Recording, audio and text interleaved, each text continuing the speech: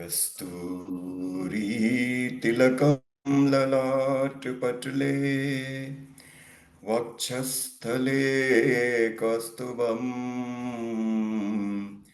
नासाग्रे वर्मौक्तिकं करतले वेणुकरे कङ्कणम् सर्वाङ्गे हरिचन्दनं सुललितम् कंठे च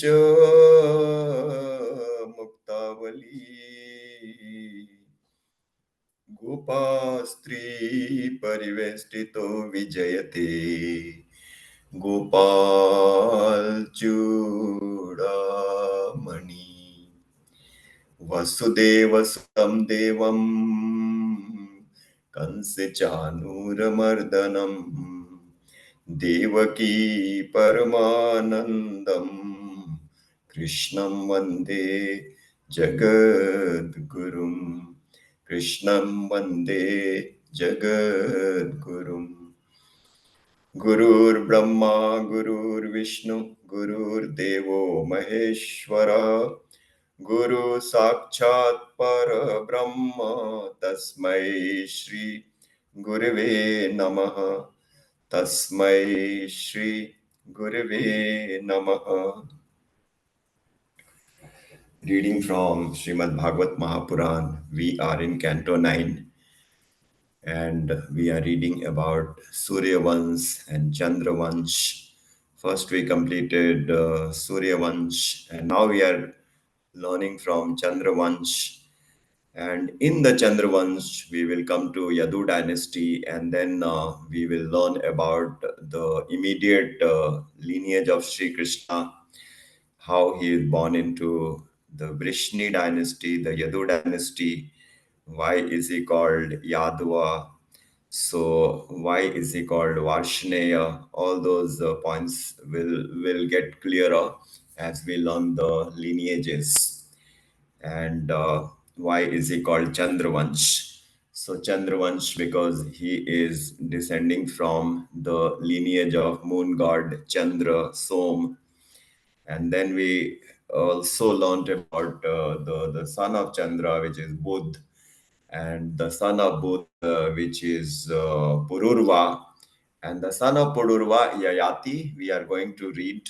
So Pururva Urvashi episode was a very fascinating one about the material attachment and how obsessive Pururva had become despite being such a able king.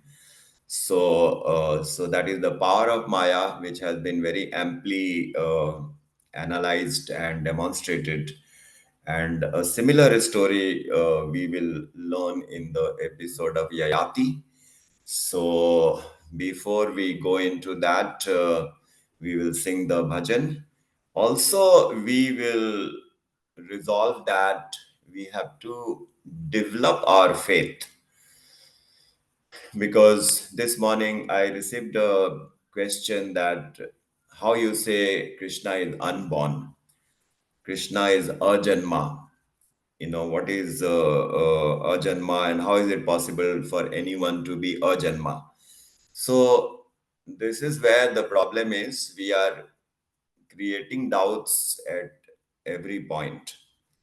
So if we start doubting like that, when we will advance and when we will deepen our faith, because these are basic points that God is eternal, God is having no beginning, no end, and even our soul is eternal because soul is having no beginning, no end. It will never secede, it will always remain. Na sato vidyate bhavo, na bhavo vidyate satah. Bhagavad Gita also says that the one which is true, Sat, will always remain Sat. That means there is no beginning, there is no end, it is eternal. But the concept of eternality is obviously not clear to us because we don't encounter anything, in pratyaksh in our life. But this is a basic knowledge that God is eternal and the soul is eternal.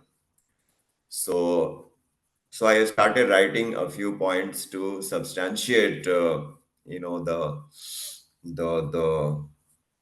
the dictum that God is eternal and God is ajanma. And I raised some simple points that even what we see in the nature is also very fascinating. There is no answer. At least the science cannot describe, cannot prove many facts which we are witnessing, like the construction of the body. Such a complex body gets constructed, and not only for one person or two persons or 100 persons, for millions and billions and trillions from time immemorial. Bodies are being constructed in mother's womb. Such a complex system of sight through eyes, complex system of hearing through ears, complex system of smelling through nose, the teeth, the jaws, the larynx, the pharynx, the alimentary canal, the stomach, the digestive system, the respiratory system, the blood circulation system, the muscular system, the skeletal system. One system itself is a research subject for how many years? People read and still they don't understand about all the bones, all the, you know, the parts of the body. So nobody has the answer how the body gets created, who is designing the body, and not only for humans, for so many animals. Then we go into the realm of plants, the fruits, the vegetables, the shrubs, the trees. There also it is so fascinating. You can go on researching about different trees throughout the life, and still we will not finish. And this we are only witnessing on one planet Earth. There are innumerable planets like these. Then the phenomena of the light from the sun and the light from the moon and the nakshatras and the grahas and the planets and Dhruv Tara and pole star, the global cosmos. Everything is so fascinating. So we can start doubting and keep doubting, but is it is amply established and conveyed in the Shastras that God is not the subject for understanding by the material intellect. Like the ear cannot smell, the nose cannot see. Similarly, with the material intellect, we can never understand God. But we keep forgetting this point and start questioning why this happened, why that happened. This was a question from someone who has already been studying for a long time. So, so this is something which we have to take note of seriously, and that's where the swadhyaya helps. For example, there are so many verses in Bhagavad Gita. If we have such doubts, those verses will come and quieten our mind. Let us say 10th chapter, 8th verse. Aham sarvasya prabhavo matta sarvam pravartate iti matva bhajante mam buddha bhava samanvitaha. So this is an iconic verse from the 10th chapter which says Aham sarvasya prabho, I am the greatest. There is no one beyond me. Everything emanates from me. Matta sarvam pravartate. Iti matva bhajante mam buddha bhava samanvita. Those who appreciate this fact, they worship me. This is Sri Krishna telling so clearly, he is saying. Then you go to 7:7. Matta partaram nanyat kinchidasti dhananjaya mayi sarvam idam protam sutre mani ganaiva. There also Sri Krishna is telling that there is no one beyond me. Matta partaram nanyat kinchid asti dhananjaya. O Dhananjaya, O Arjun. Everything is connected with me, in me. How? Like the beads in the garland. Here also it is so clearly explained. Now go to chapter 10 further. Arjun is describing Sri Krishna. After Sri Krishna explains his grandeur, his Vishwarup Darshan he has shown to Arjun, How Arjuna is describing Shri Krishna? Param Brahma Param Brahma Param Bhava Pavitram Paramam Nidhan Divyam Purusham Shashwatam Divyam Adidevam Ajam Vibhum Ahustya Sarve Devarshi Naradastatha Asito Devalo Vyaso Swayam Chaiva Bravisite. This is chapter 10, 12 and 13 shlokas. Param Brahma Param Bhavam Pavitram Paramam. He says, Bhavan. Arjun says, O Shri Krishna, you are the highest, you are unborn, you are original Purush, you are eternal, you are the shelter, you are everything. This was stated by Narad ji, also by the other sages Asit and Deval, and now you yourself are declaring that you are the highest. Such a candid, conversation between Arjun and Shri Krishna. If you go back into the Vishwarup Darshan Yoga, what is Arjun saying again?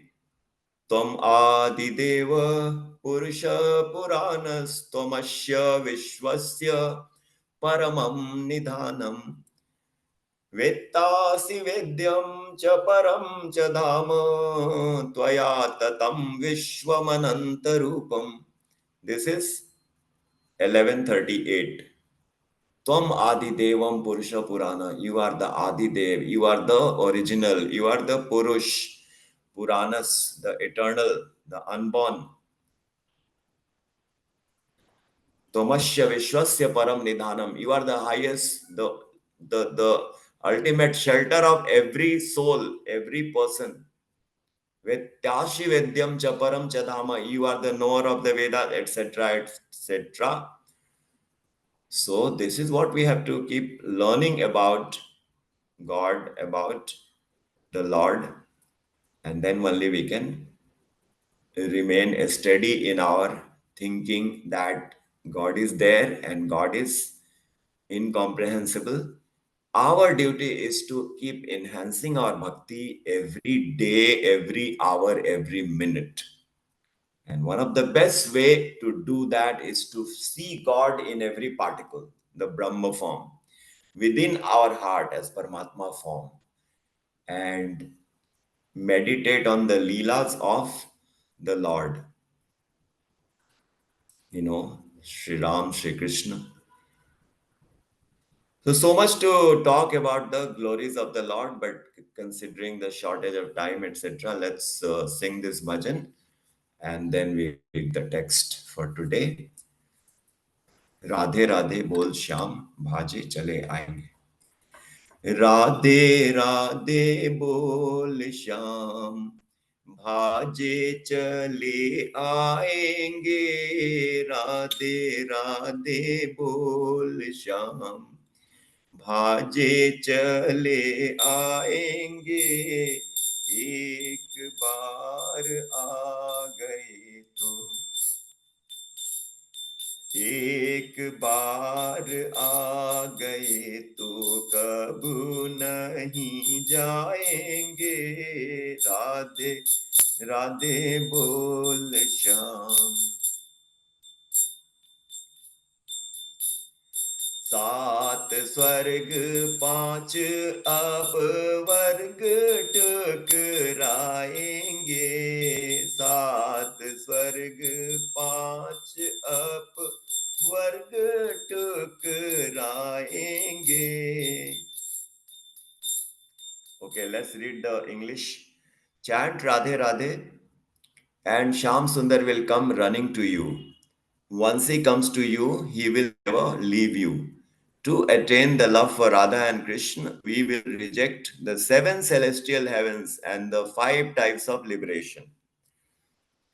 The 7 celestial heavens are Bhuvarlok, Swargalok, Mahalok, Tapalok, Janalok, Brahmalok, and the 5 types of liberation are sayujya, salokya, sarupya, sarishti, samipya. So let's go on to the next page. We will not even bring the desire for Vaikunt into our hearts. We will remain happy in the happiness of our beloved. We will always drown our mind in the divine nectar of Brajras. Even if beloved Krishna does not come, we will go on crying for him. If he still does not come, we will call his beloved Radharani. And the last page. Seeing the unlimited beauty of Sri Radha, he will sacrifice himself upon her again and again. With raised arms, he will repeatedly glorify Sri Radha by saying Jai Ho in a loud voice. Tears of bliss will flow from both of his eyes. Uttering the sweetest name of Sri Radha, he will fall down unconscious. So we go to the second page. सात स्वर्ग पांच अपवर्ग ठुकराएंगे सात स्वर्ग पांच अपवर्ग ठुकराएंगे बैकुंठ की भी कामना ना उरलाएंगे बैकुंठ की भी कामना ना उरलाएंगे राधे राधे बोल श्याम बाजे चले आएंगे राधे राधे बोल श्याम ब्रज रस में ही नित मन को डुबाएंगे ब्रज रस में ही नित मन को डुबाएंगे पिया कब जानी आवे हम रोए जाएंगे पिया कब जानी आवे हम रोए जाएंगे राधे राधे बोल श्याम पिया नहीं आएंगे तो प्यारे को बुलाएंगे पिया नहीं आएंगे तो प्यारे को बुलाएंगे राधे जू की छवि लखी बली बली जाएंगे राधे जू की छवि लखी बली बली जाएंगे राधे राधे बोल श्याम आजे चले आएंगे एक बार आ गए तो कबू नहीं जाएंगे राधे राधे बोल श्याम दो उद्रिग आनंद जय हो कही कही भुजन उठाएंगे जय हो कही कही भुजन उठाएंगे दो दृग आनंद जल बरसाएंगे दो दृग आनंद जल बरसाएंगे राधे नाम लेके मूर्छित होए जाएंगे राधे नाम लेके मूर्छित वे जाएंगे राधे राधे बोल श्याम बाजे चले आएंगे राधे राधे बोल श्याम राधा भाव गही श्याम श्याम श्याम गाएंगे राधा भाव गही श्याम श्याम श्याम गाएंगे। हम तो कृपालु राधे श्याम नाम गाएंगे। हम तो कृपालु राधे श्याम नाम गाएंगे। राधे राधे बोल श्याम भाजे चले आएंगे। राधे राधे बोल श्याम भाजे चले आएंगे। एक बार आ गए तो कब नहीं जाएंगे। राधे राधे बोल श्याम। बोलिए श्रीमद सद्गुरु सरकार की जय। श्रीमद युगल सरकार की जय। जय जय श्री राधे। जय जय श्री राधे। जय जय Shri Radhe. Our koti koti pranam to the lotus feet of Sri Hari and Sri Guru. Our koti koti pranam to Swami Mukundananji. My humble pranam to each one of you. Now we shall read from chapter 18 of Canto 9. This is about King Yayati. So let's recall the lineage. We have Brahmaji, his Manas Putra is Atri, his son is Som, his son is Buddh, his son is Pururva, and his son is Yayati. So, Yayati story is what we are going to read now. So, slide 1, Pururva's son Ayu. Okay, Yayati is Pururva's son's son. Okay, grandson. Pururva's son Ayu, whose son Nahush had 6 sons. Yati, Yayati, Sanyati, Ayati, Viyati, and Kruti. When Nahush misbehaved with Indra's wife, he was cursed by the sages and was turned into a python. Then Yati, being the eldest, was offered the kingdom, who, knowing the trap of material opulences, wherein one falls into ignorance, did not accept the kingdom. Then next, Yayati, the second son of Nahush, occupied the throne, assigning the 4 regions to his other 4 brothers to rule, and later accepted a Brahmin's and Daitya daughters as wife. Okay. So he has 2 wives which are being talked about. One is the daughter of sage Shukracharya, who is the Brahmin, and Daitya Vrushparva. So he is married to both the daughter of a Brahmin sage and a Danav Daitya king. So, or Daitya. So, the second point, King Parikshit queries Sukdev Ji Maharaj on the circumstances that led to a Brahmin bride and a Kshatriya groom in marriage. Sukdev Ji replied that sage Sukracharya was the Danav Vrushparva's priest and Devyani was his daughter. The Danav's daughter was Sarmishta and a friend of Devyani.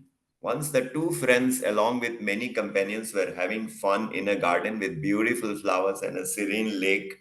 When all the friends decided to have some fun and frolic in the water of the lake, while they were still in the lake, Lord Mahadev and Mata Parvati passed by in their divine vehicle. When on saying, when on seeing them, the embarrassed girls hurriedly came out of the water and grabbed their clothes to cover themselves. So this is the daughter of Daitya Vrushparva Sarmishta and the daughter of sage Shukracharya, the Brahmin Sukracharya Devyani. So they were having fun and frolic in the water, and Mother Parvati and Lord Shiv passed by and they were embarrassed, so they tried to cover themselves with the clothes. So next let's see what happens in the next slide. Sharmista in her haste picked and wore Devyani's clothes. This infuriated Devyani, who insulted Sharmishta with very sharp, humiliating words. Sharmishta too retorted back, and then the insults argument then escalated out of control with both claiming their own clan superior. Finally, Sharmishta, in a rage, pushed the bear Devyani into a well and all left off from there. Meanwhile, King Yayati, who was on a hunt in search for water to quench his thirst, came to the well and looked in and found Devyani abandoned inside. The king, kind Yayati, offered his Angavastra top cloth to Devyani to cover herself and then offered his hand to pull her out from the well. Devyani then proposed Yayati to accept her in marriage, for he had held her hand as acceptance.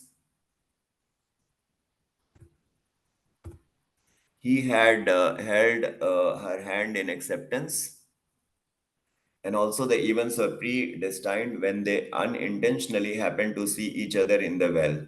And because she had earlier been cursed by Viraspati's son, Kach. Kach was in the ashram of sage Shukracharya to learn the Jivan Dan Sanjivni mantra when he had rejected Devyani's marriage proposals, she being his guru's daughter. Then she cursed Kach that he would forget all that he had learned from her father.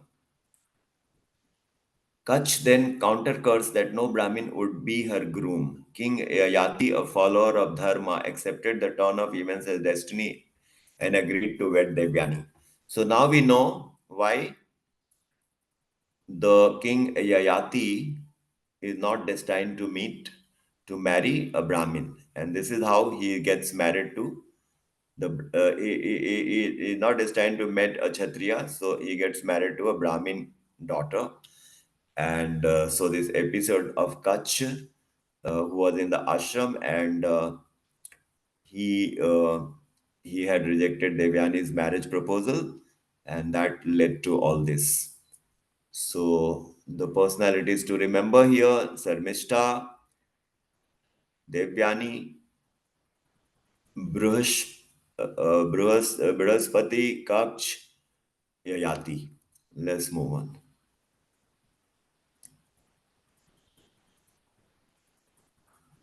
So I'll just read this and then hand over. Devyani then returned distressed and in tears narrated the whole incident to her father, sage Sukracharya. The sage was very sad, upset, and decided to relinquish his priesthood of Danavas, preferring to subsist by begging or on leftovers, and along with his daughter proceeded to move out of the city. The Danav king, realizing that without the sage the kingdom would perish and the sage could take refuge of his enemies, rushed forth to stop the sage. With these thoughts, Vrushparva hastened and stopped sage Shukracharya in his way by falling at sage's feet. The sage instantly got calm and told the Danav king, "O king, my daughter's happiness is very important to me, so you should accept her wish, after which I will return back." Dana Brushparva readily agreed when Devyani expressed her wish that she wanted Sharmishta and her female companions to accompany Devyani after her marriage as maids to be in her service.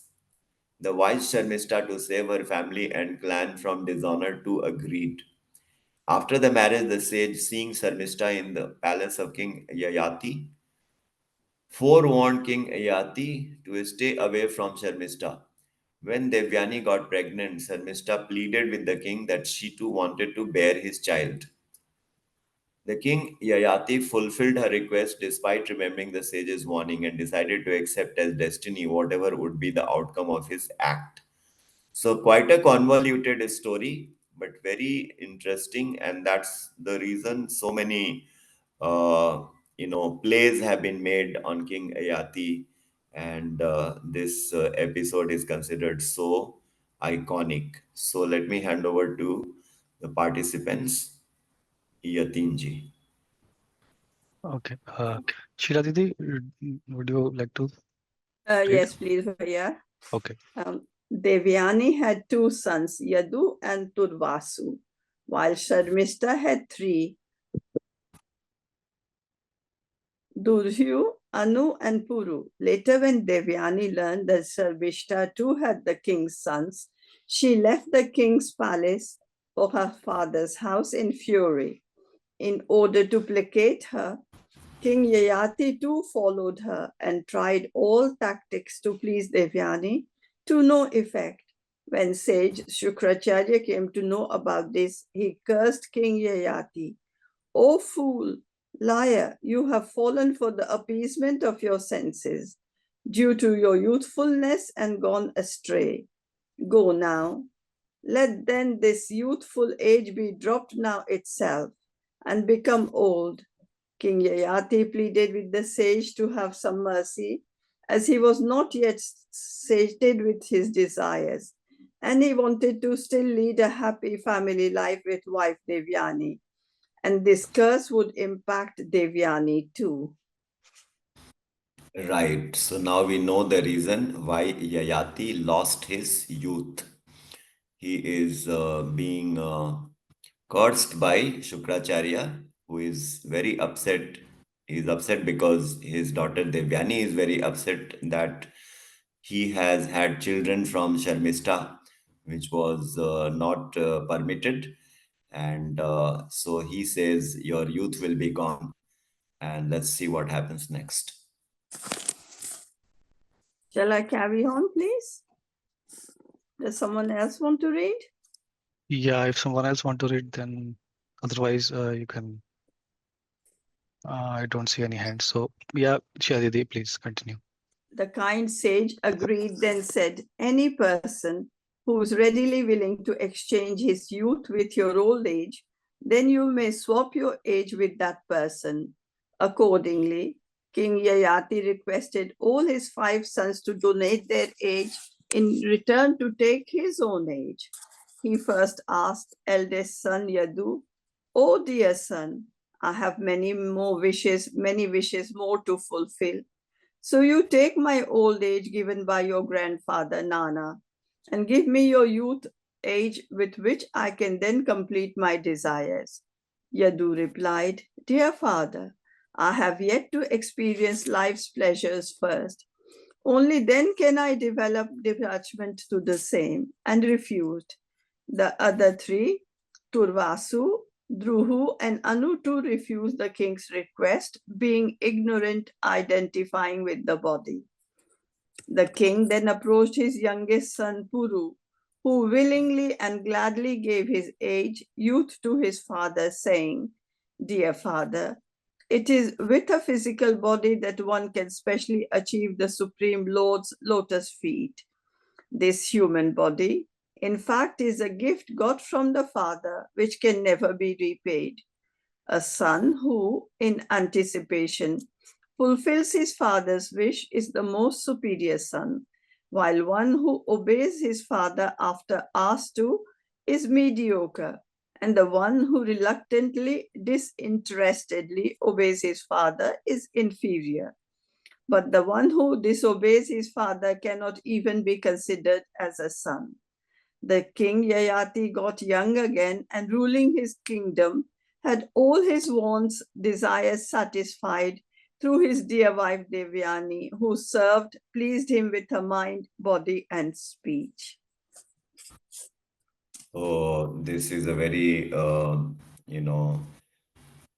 fascinating story about how King Yayati is wanting his youth back. He wants to experience all the youthfulness and the pleasures from the world, and how the son has responded, and this conversation which is going on with Puru. So Puru is the youngest son, and he says. This human body is in fact is a gift. A son who in anticipation fulfills his father's wish is the most superior son. So he gives 3 categories of son. The one who fulfills his father's wish in anticipation is the most superior, and one who obeys his father after asked to is mediocre, and then one who reluctantly obeys his father is inferior. So all 3 obeys, but one without asking, another after being asked, and the third is reluctantly. So, and the one who disobeys his father's wish is not to be considered as a son. So he gives this knowledge about the obedience and the disobedience of the son. So Puru sacrificed his youth and donated it to his father, and King Yayati got young again, and then he ruled the kingdom, desiring, satisfying his desires through his wife Devyani, who served, pleased him with her mind, body, and his speech. And now let's see the next.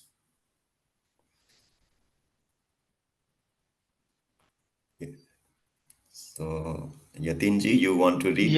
Yeah, this is the last slide, so maybe I can read. Yeah. Okay. King Yayati then conducted many yajnas worshipping the Supreme Lord.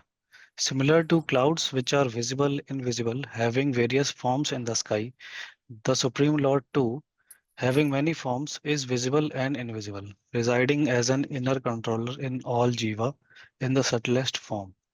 King Yayati continued worshipping the Paramatma in all yajnas, also trying to satisfy his wants, desires.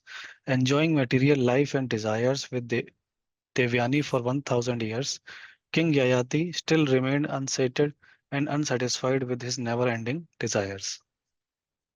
So, very amazing, shocking description of the man's desires, which never gets fulfilled. So, 1000 years have passed, but King Yayati is unsated and unsatisfied. And then he was performing so many yajnas, worshipping the Supreme Lord. And there is a description here that the Supreme Lord has many forms. He is visible, he is invisible, he resides as an inner controller in all jivas in the subtlest form. So that knowledge is also imparted here. And one more point, worshipping the Supreme Lord similar to clouds which are visible, invisible. Okay, so sometimes the clouds are visible, and sometimes because of the sunlight they're not visible. So amazing story. Let's see the next slides, which may be the takeaways. No, this is part of the chapter. Yeah. Uh, You want Shri, to read, Yatinji? Yeah. yeah, I can continue. Okay. Yeah. Uh, Shri Purur Vach, O nu loke manushendra पितुरात्मकृते पुमानः प्रतिकर्तुं शमो यस्य प्रसादाद् विदन्ते परमः. Translation: Puru replied, as a matter of fact, what man in this world, O ruler of men, can requite his father, the procreator of his body, by whose grace he can attain the highest object of his life? Right. So Puru is such an obedient son. He is such a pious soul. He has all the empathy and sympathy for his father, and he is willing to walk the path of sacrifice. And he is telling such profound knowledge that a son who fulfills his father's wish without asking, he for him everything is possible. So let's see the next slide. Should I read? Yeah. Okay. Shrimad Bhagwatam. Om Namo Bhagavate Vasudevaya.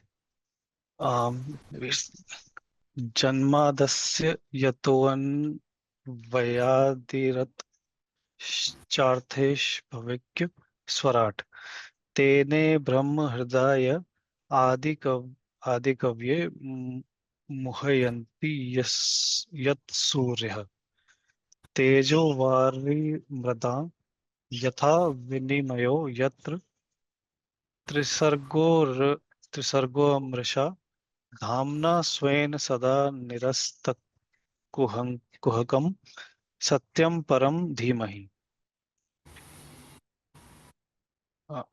Uh, Translation: O my Lord, Shri Krishna, son of Vasudeva, O all-pervading personality of Godhead, I offer my respectful obeisances unto you. I meditate upon Lord Shri Krishna because he is the absolute truth and the primeval cause of all causes of the creation, sustenance and destruction of the manifested universes.